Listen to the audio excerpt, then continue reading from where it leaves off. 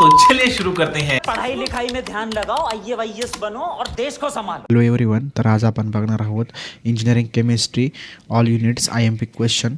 तर बघा, first unit आहे आपला युनिट 1 वॉटर टेक्नॉलॉजी. त्याच्यात IMP क्वेश्चन कोणते कोणते बघा, मी तुम्हाला IMP क्वेश्चन सांगतो.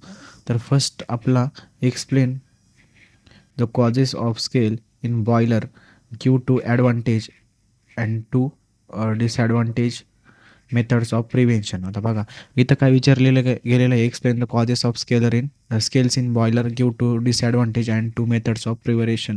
आता हा जो क्वेश्चन आहे हा 6 मार्क्सला विचारला जातो परीक्षेमध्ये. बघा, त्याच्यानंतर आहे ना आपल्याला न्यूमेरिकल पण असतात. ह्या युनिटचा पॅटर्न कसा आहे बघा. आता 2 थिअरी क्वेश्चन असतात इथं 2. सपोज आता इथं मी घेतले एक हे थिअरी क्वेश्चन असतं, इथं थिअरी क्वेश्चन. त्याच्यानंतर हा तिसरा जो क्वेश्चन आहे हा सेकंड क्वेश्चन, हा फर्स्ट, आणि हा तिसरा क्वेश्चन आहे हा असतो याला न्यूमेरिकल असतो याच्यात न्यूमेरिकल. तर इथं न्यूमेरिकल आहे ना याच्यावर बेस असतात, एक झिओलाईटवर असतात, त्याच्यानंतर सेकंड अल्कलाईन वॉटर याच्यावर असतात. हे 3 मार्काला न्यूमेरिकल असतात आणि थिअरी ही 6 मार्कला असते एक क्वेश्चन, आणि हा एक 3 मार्क्सला असतो. तर असा आहे आपला जुना पॅटर्न. तर बघा, 6 मार्क्सला थिअरी क्वेश्चन तुम्हाला IMP कोणते कोणते मी तुम्हाला ते सांगतो. त्याच्यानंतर ही जी what is hardness of water EDTA procedure, हा 6 मार्क्सचा क्वेश्चन आहे. याच्यात कोणतीच क्युरी नाही, हा 6 मार्क्सचा याच्यात कर्ण भागाचे. त्याच्यानंतर बघा, रिव्हर्स ऑस्मॉसिस हा 3 मार्क्सचा क्वेश्चन आहे. हा पण पेपरला विचारला जातो. याच्यात डेफिनेशन विचारले जाते आणि ॲडव्हान्टेज विचारले जातात आणि टू लिमिटेशन. तर बघा, आता खालीच त्याच्यावर काय प्रश्न विचारला गेलेला आहे. तर बघा, zeolite process for softening of water with figure process of ion exchange and regeneration reaction two advantage. आता हे असे विचारले गेले, हे पण 3 मार्क्सला विचारले गेले किंवा 6 मार्क्सचा असं. हा 6 मार्क्सचा क्वेश्चन आहे, सॉरी 6 मार्क्सचा आहे. तर बघा, त्याच्यानंतर तुम्हाला फोमिंग विचारले गेले, म्हणजे face state the causes of foaming Wien it makes in boiler give the remedial measures for it prevention. आता जर तुम्हाला याच्यात करायचं ठरलं, ह्या युनिटमध्ये पासिंगचं जर स्ट्रॅटजी ठरली ना, तर तुम्ही काय करा, आधी न्यूमेरिकल करा अल्कलाईनचं न्यूमेरिकल खूप इझी मी सोडून दिलेलं आहे बघा. लिंक यूट्यूबवर आहे, अपलोड केलेलं आहे, प्लेलिस्ट चेक करा. त्यानंतर आता आधी न्यूमेरिकल करा, 3 मार्क इथं फिक्स होतील. त्यानंतर इथं 6 मार्क्सचे फक्त 4च क्वेश्चन आहे बघा. हा एक 6 मार्क्सचा क्वेश्चन आहे, हा एक 6 मार्क्स. त्याच्यानंतर हा झिओलाइट प्रोसेस एक 6 मार्क्स. त्याच्यानंतर हा जो आहे का, हा हार्डनेस, याच्यातून एक 6 मार्क्सचा क्वेश्चन. ह्या 3 क्वेश्चनमधून एक क्वेश्चन तर पडेल तुम्हाला. म्हणजे इथं तुमचे 6 आणि +3 हे किती झाले, इथं 9 मार्क्स झाले, बरोबर. आणि MCQ इथं 2 मार्क्सला आहे बघा. म्हणजे हा हे +2 किती झाले तुमचा 11 मार्क्सचा इथं युनिट कवर होतो. फक्त लिमिटेड क्वेश्चन जर केले तर तुमचं इथं 11 मार्क्स या युनिटमध्ये पडतात, मी तुम्हाला सांगितलं. आणि त्याच्यात तुम्हाला करायचं ठरलं तर इथं हे 3 मार्क्सचे क्वेश्चन आहे बघा. हे zeolite process, scale and sludges, explain the causes formation in boiler, reverse osmosis with figure, या असे 3 मार्कला विचारले जातात. इथं आता खाली बघा, इथं काय, give the cation and anion exchange reaction for ionization of water containing MgLCl2, असे हे 3 मार्क्सला विचारले जातात क्वेश्चन. बाकी 6 मार्क्सचे खूप IMP क्वेश्चन मी तुम्हाला सांगितले. एक EDTA करा, आणि दुसरा कॉजेस ऑफ याचा करा, आणि तिसरा झिओलाइट प्रोसेस आहे. 3च क्वेश्चन करा फक्त 6 मार्क्सचे. खूप IMP क्वेश्चन याच्यात ह्या युनिटमध्ये खूप, म्हणजे बघितलं गेलं तर याच्यात न्यूमेरिकल खूप इझी, फक्त व्हॅल्यू पुट करायच्या आणि आन्सर काढायच्या. त्यात फक्त ते 2 अल्कलाईनचं न्यूमेरिकल खूप इझी आहे, झिओलाइटचे थोडे हार्ड न्यूमेरिकल, त्यात कॅल्क्युलेशनचा पार्ट जास्त आहे. तुम्ही बेटर वे तुम्ही फक्त अल्कलाईनचे न्यूमेरिकल करा. याच्यात न्यूमेरिकल केले तर तुमचे 3 मार्क्स इथं फिक्स होऊन जातील. त्यात फक्त 2च व्हॅल्यू आपल्याला काउंट करायचा, एक P काउंट करायचा आणि एक M काउंट करायचा, आणि त्यांचं रिलेशन सांगायचं आपल्याला कोणतंही. फक्त त्यात टेबल माहीत पाहिजे, फक्त त्यात ते रिलेशन सांगायला तुम्हाला P आणि Mचा. मी तुम्हाला टेबल पण व्यवस्थित यूट्यूबमध्ये सांगितलं आहे कसं लक्षात ठेवायचं वगैरे. तुम्ही व्यवस्थित तो व्हिडिओ बघा. त्याच्यानंतर इथं उरलेला विषय फक्त इथं न्यूमेरिकल आणि त्यानंतर थिअरी क्वेश्चन तर एक 6 मार्क्सला मी तुम्हाला 3 क्वेश्चन सांगितले, त्यातून एक फिक्स येणार. त्याच्यानंतर न्यूमेरिकल करा 3 मार्क्सला, आणि एक MCQ याच्यावर पडणार आहे, म्हणजे MCQ पण देणार आहे तुम्हाला. याशी 11 मार्क्स तुमची या युनिटमध्ये फिक्स होणार आहे. तर बघा, आपण आता नेक्स्ट युनिट बघू. आता नेक्स्ट युनिट आहे आपल्याला इन्स्ट्रुमेंटल मेथड ऑफ ॲनालिसिस. तर आता बघा याच्यात मी तुम्हाला IMP क्वेश्चन सांगतो. तर फर्स्ट आहे ना आपल्याला डिफिनेशन भर द्यायचं आहे. फर्स्ट आपल्याला काय करायचं आहे, आता हा थेरी पार्ट आहे, हा युनिट हा पूर्ण थेरी. तर तुम्हाला याच्यात कोणत्या करायच्या आहे डेफिनेशन बघा. आता डिफाईन मी जेवढा टिक मार्क करतो ह्या डिफाईन करा तुम्ही बघा इकडं.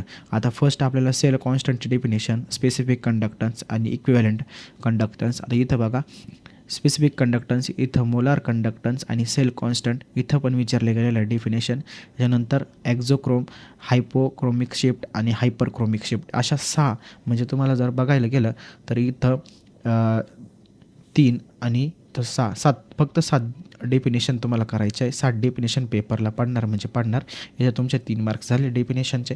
त्याच्यानंतर तुम्हाला 6 मार्क्सचे क्वेश्चन कोणते मी सांगतो इथं बघा. Explain pH metric titration curve between strong acid and strong base, give the reaction titration curve and calculation. आता हा क्वेश्चन इथं पण विचारला गेलेला आहे बघा. Explain various stages of pH metric titration for strong acid and strong base with titration curve reaction involved and give two application. आता जर तुम्ही pH मेट्रिकचा जर क्वेश्चन घेतला त्याच्यात तुम्हाला काय करायचं आहे बघा. आधी तर त्यांचा curve between strong acid and strong base, नंतर त्यांची रिॲक्शन सांगायची. रिॲक्शन सांगितल्यानंतर त्यांचं टायट्रेशन कर्व नंतर कॅल्क्युलेशन, त्यानंतर तुम्हाला सांगायचे त्याचे ॲप्लिकेशन. असे तुम्हाला हे 5 पार्ट करायचे. इथं तुमची इथं 6 मार्क्स इथं पक्के. त्याच्यानंतर तुम्हाला विचारला जातो, आता हा खूप IMP इम्पॉर्टंट क्वेश्चन आहे, हा 6 मार्क्सला विचारला गेलेला आहे बघा. 6 मार्क्सला इम्पॉर्टंट क्वेश्चन आहे. त्यानंतर आपल्याला बघायचं आहे what is state Beer's law and Lamb's law, draw the diagram of double beam spectrometer, state function of any 2 components of spectrometer. आता बघा हा 6 मार्क्सला विचारला गेला आहे. तुम्हाला बियर्स लॉ काय आहे, लॅम्ब्स लॉ काय आहे हे तुम्हाला विचारलं गेलेलं आहे. आता जर नवीन पॅटर्ननुसार जर आलं तर हा हे 2 लॉ इथं तुम्हाला 3 मार्क्सला सुद्धा विचारले गेलेले जाऊ शकतात बघा. आता त्यानंतर बघा कॅलोमेल इलेक्ट्रोड पुढे तुम्हाला मी तर सांगतो आहे बघा. तर हा कॅलोमेल इलेक्ट्रोड आणि हा कॅलोमेल इलेक्ट्रोड हा कमीत कमी हा 3 किंवा 6 मार्क्सचा क्वेश्चन आहे बघा. 3 मार्क्सला क्वेश्चन आहे हा. पण इथं पण हा रिपीट झालेला क्वेश्चन आहे. हे क्वेश्चन तुम्ही करा. हा एक क्वेश्चन आणि हा एक क्वेश्चन कॅलोमेल इलेक्ट्रोडचा. त्यानंतर हे pH मेट्रिक टायट्रेशन, इथं pH मेट्रिक टायट्रेशन बस, आणि ह्या डिफिनेशन इथे झाले तुमचे बरोबर. आता त्याच्यानंतर आपल्याला बघायचं आहे आता बाकी उरलेले क्वेश्चन कोणते, फक्त इथं रिपीट क्वेश्चन बघा. त्याच्यानंतर इथं बघा, इथं state any 3 application of UV visible spectroscopy. त्याच्यानंतर खालीच त्याची विचारले ब्लॉक डायग्राम, त्याचे एनी 4 कंपोनंट्स आणि गिव देअर फंक्शन. म्हणजे आता तुम्ही UV व्हिजिबल स्पेक्ट्रोस्कोपी हा जर टॉपिक घेतला तर याच्यावर काय करायचं तुम्हाला, याचे ॲप्लिकेशन, त्याच्यानंतर त्याचे 4 कंपोनंट्स कोणते आणि त्याची डायग्राम वगैरे हे पाहून ठेवा फक्त. आणि फक्त डायग्राम काढायची आणि त्याचं एक्सप्लेनेशन राईट करायचं, तरी तुम्हाला तिथं 2-3 मार्क भेटून जातील. आता बघा, आता इथं त्यांनी काय विचारलं आहे, give the composition membrane of ion selective electrode use to detect. आता बघा इथे H+ आणि इथं Fl- आणि क्लोरीन मायनस. तुम्हाला याचं काय करायचं आहे, कंपोजिशन द्यायचं आहे. आता हा पण क्वेश्चन विचारला जातो, पण फर्स्ट आधी तुम्ही प्रेफरन्स द्या डिफाईन. हा एक डिफाईनला प्रेफरन्स द्या. त्याच्यानंतर तुम्हाला 6 मार्क्सला क्वेश्चन pH मेट्रिक टायट्रेशन 6 मार्क्सला विचारलंच जातं. त्यानंतर उरला फक्त त्याच्यानंतर हे कॅलोमेल इलेक्ट्रोड नाही का, हे क्वेश्चन तुम्हाला विचारतील. कॅलोमेल इलेक्ट्रोड हे 3 मार्क्सला विचारतील, यात कॅलोमेल इलेक्ट्रोड घेतला तुम्ही, त्यात representation, construction, working, representation, give any 2 disadvantage असं हे विचारायचं आहे, हे करायचं आहे तुम्हाला. त्याच्यानंतर आपण आता बघा एक्सप्लेन एनी 3 ॲप्लिकेशन ऑफ कंडक्टोमेट्री. आता हे तुम्हाला इथं 3 मार्कला विचारले गेले ॲप्लिकेशन. आता इथं UV व्हिजिबलचे ॲप्लिकेशन पण विचारले गेले इथं 3, आणि इथं कंडक्टोमेट्रिकचे. तर इथं तुम्हाला येण्याचे चान्सेस खूप आहे. इथं एक तर UV व्हिजिबल येईल किंवा मग कंडक्टोमेट्री टायट्रेशन येणार म्हणजे येणार, याच्यात कंडक्टोमेट्रीचं येणार म्हणजे येणारच, ॲप्लिकेशन तुम्हाला येणारच. सगळे तुम्ही ॲप्लिकेशन बघा UV व्हिजिबलचे आणि कंडक्टोमेट्रीचे ॲप्लिकेशन करून ठेवा व्यवस्थित. या न्यूमेरिकलमध्ये हा थेरी पार्ट आहे, करण्यासारखं खूप काही आहे. आता तुम्हाला जर बघितलं गेलं तुम्ही डिफाईन सांगितले IMP, त्यानंतर pH मेट्रिक, त्याच्यानंतर इथं कॅलोमेल इलेक्ट्रोड हे 3 क्वेश्चन.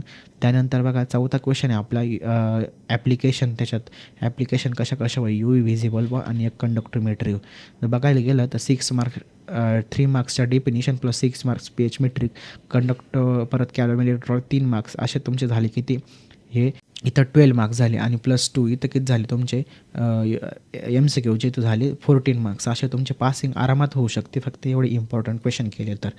त्यानंतर बघा आता आपला थर्ड युनिट बघू आपण. थर्ड युनिट आहे आपला give unit 3 advance engineering material. आता यात कोणते आता हा पण थेरी पार्ट आहे बघा. आता हा पण थेरी पार्टच आहे. याच्यात न्यूमेरिकल नाही आहे पण याच्यात कोणते इम्पॉर्टंट हे तुम्हाला ते सांगतो. आता बघा फर्स्ट जर क्वेश्चन पाहायला गेलं तर ग्राफिन.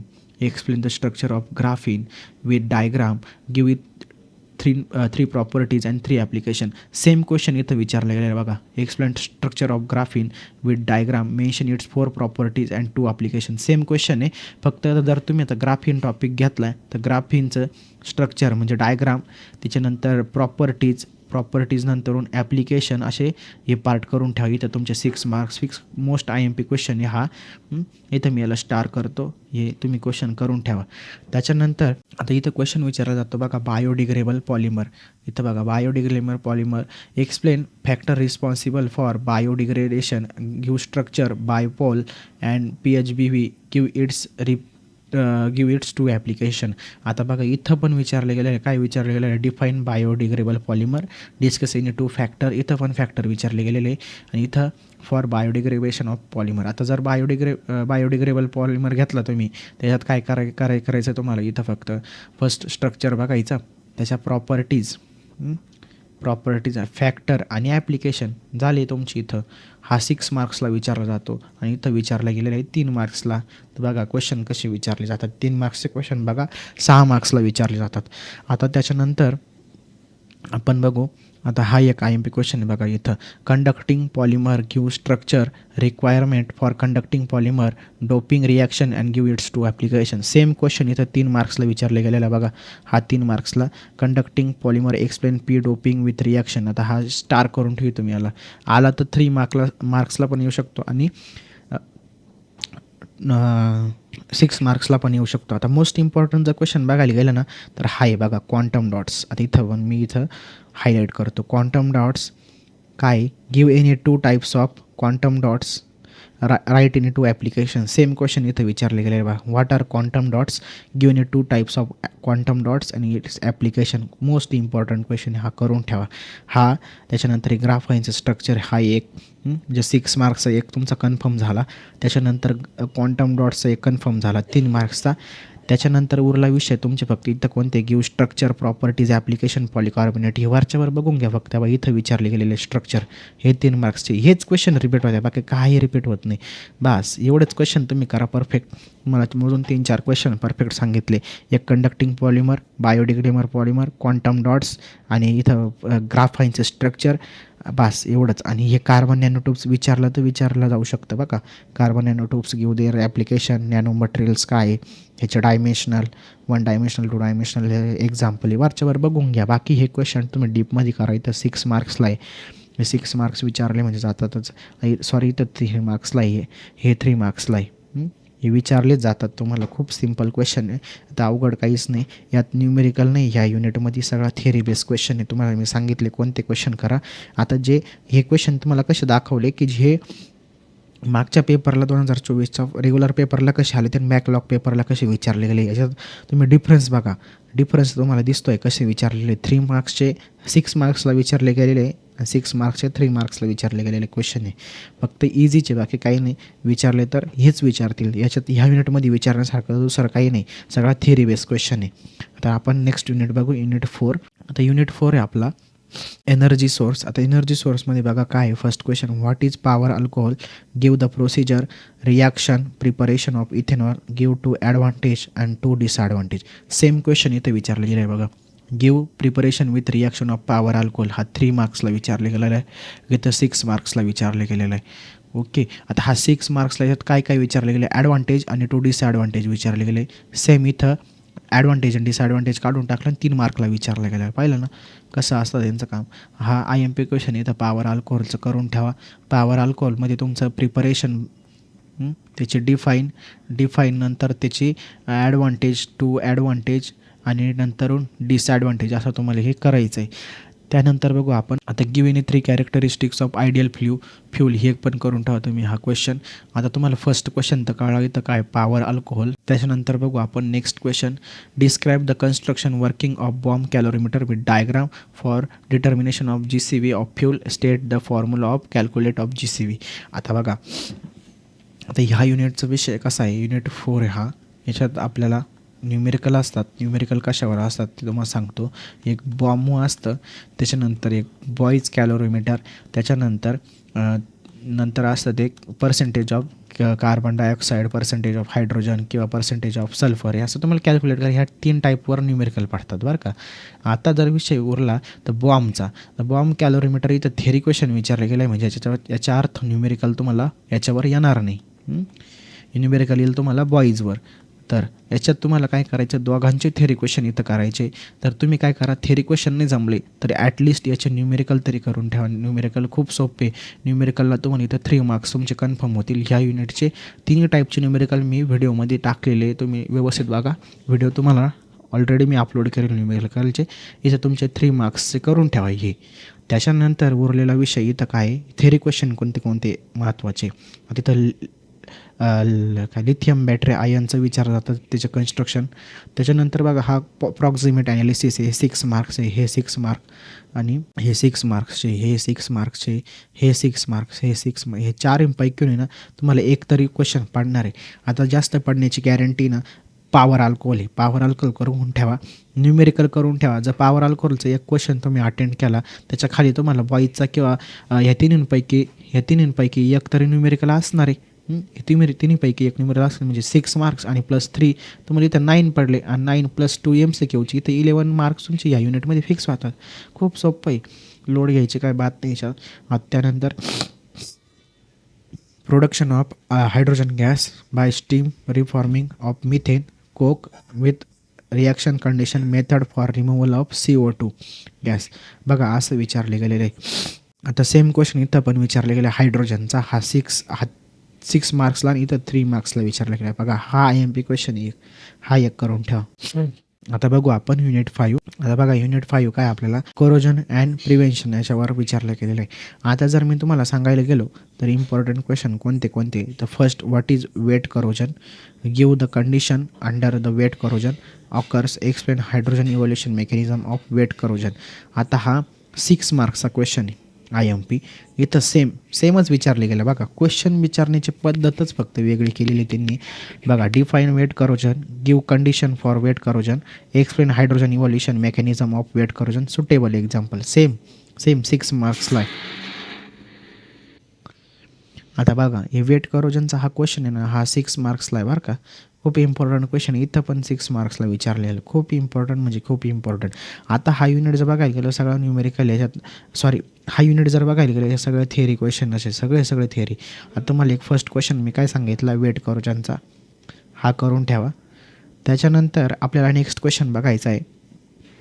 इथं बघा cathodic protection method, sacrificial anode with figure, give any 2 advantage, any 2 application of it. आता पहिला आपण 6 मार्क्सचे डिस्कस करू. आता याच्यात जो कॅथोडिक प्रोटेक्शन आहे हा बघा इथं पण विचारले गेला आहे. हा 3 मार्क्सला इथं विचारले गेलेलं आहे आणि इथं 6 मार्क्सला विचारलेलं आहे. आता जर तुम्ही कॅथोडिक प्रोटेक्शन हा जर टॉपिक घेतला, त्याच्यात काय करायचं आहे, 2 ॲडव्हान्टेज आणि 2 ॲप्लिकेशन. इकडं सेम तेच आहे, बायसॅक्रिफिल एनोड करोजन अँड प्रिव्हेन्शन सेमच आहे. फक्त इथं 3 मार्क्सला इथं 6 मार्क्सला क्वेश्चन विचारले गेले. फक्त विषय वेगवेगळा आहे, बाकी काही नाही. त्याच्यानंतर बघा इथे तुम्हाला काय विचारलेलं आहे एक्सप्लेन. आता 6 मार्क्स अजून एक राहिला आपला, हे झालं 6 मार्क्स. आता त्याच्यानंतर इथं बघा explain mechanism of dry corrosion with figure, give the reaction and types of oxide form in Mg and Cr. आता त्याच्यात विचारले गेलेलं आहे. आता याच्यात इकडं कसं क्वेश्चन विचारले गेलं आहे बघा खाली 3 मार्क्सला कसं विचारलं गेलं, give the reaction type of oxide film from oxidation corrosion Cr आणि MO मेटल. बघा खूप कसे क्वेश्चन विचारले गेलेले तुम्हीच बघा. आता हा क्वेश्चन जर केला त्याच्याबरोबर हा क्वेश्चन पण करा. त्याच्यानंतर मोस्ट आता बघायला गेलं तर आपल्याला फॅक्टर करायचे तुम्हाला कोरोजनचे फॅक्टर. आता फर्स्ट तुम्हाला मी काय सांगतो, आता इथं बघा discuss any 3 factor affecting to the corrosion. इथं बघा explain any 3 factor affecting the rate of corrosion respect to the nature of metal. बघा असे क्वेश्चन विचारले गेलेले. आता इथं किती बघितलं ना तर कोरोजनचे फॅक्टर म्हणजे आता बघितलं ना इथं 3 मार्क्स. आता जर पहिला क्वेश्चन आहे आपला वेट कोरोजनचा, त्याच्यानंतर कोरोजनचे फॅक्टर हे इम्पॉर्टंट आहे. त्याच्यानंतर वेट करोजन हे तर तुम्हाला मी सांगितलं वेट करोजन.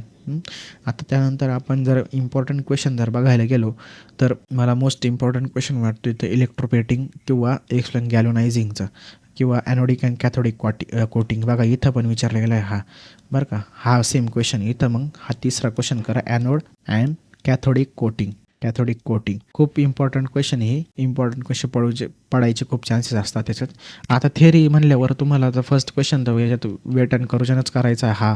दुसरा करोजनचे फॅक्टर, तिसरा ॲनोड आणि चौथा ॲनोड अँड कोटिंगचं ते वगैरे क्वेश्चन. त्याच्यानंतर उरले बाकीचे क्वेश्चन करा वरच्यावर बघून घ्या. इथं तुमची आता ह्या युनिटमध्ये जर तुम्हाला 10 मार्क्स जरी आले आणि 2 MCQ असे 12 मार्क्स तुमची या युनिटमध्ये फिक्स होतात. थेअरी खूप अवघड नाही, फक्त व्यवस्थित वाचून घ्या. कोरोजनचं काहीच अवघड नाही. कोरोजन म्हणजे काय, गंज, त्याच्यावर कसे कंडिशन काय आहे, याचे ॲडव्हान्टेज काय, डिसॲडव्हान्टेज काय, याच्यावरच प्रश्न विचारले गेलेले. व्यवस्थित प्रश्न बघा तुम्ही काय आहे काय नाही. आणि ते युनिट जरी वाचून जरी तुम्ही अभ्यास केला तर याच्यात होऊ शकतं. यात जास्त थेरी काही नाही. आता हे डेलीच्या लाईफच्या रिलेटेड आहे आपल्या. तर बघा, आवडला असेल तर व्हिडिओ लाईक करा आणि चॅनलला सबस्क्राईब करा. थँक्यू.